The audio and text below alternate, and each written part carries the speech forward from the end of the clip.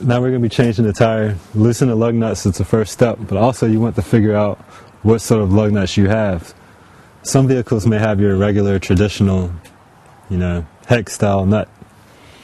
That's just your basic factory standard wheel locking tool, wheel locking fastener. But then in some cases, with the thing of custom wheels and alloy wheels they put on vehicles, you may have one lug nut or all of them may have a locking device on them. So you may end up with tools like this to take the lug nuts off. So you may have a spline fashioned one. You may have the regular hex head. Then some of them actually fit over a specially designed lug nut itself to keep people from stealing your wheels and so on and so forth.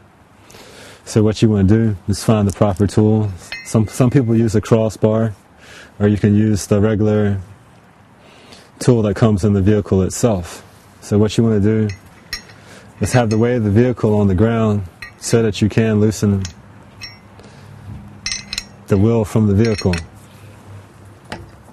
So it usually takes a good amount of strength to break the lug nut apart off of the car. It usually takes a good amount of strength to break the lug nuts loose from the wheel on the vehicle, because if you take it to a repair shop, obviously they use an impact gun to put them on.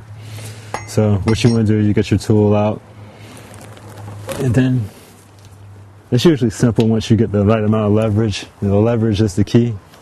So you can loosen them all up, and then that in turn is how you start your changing of the wheel.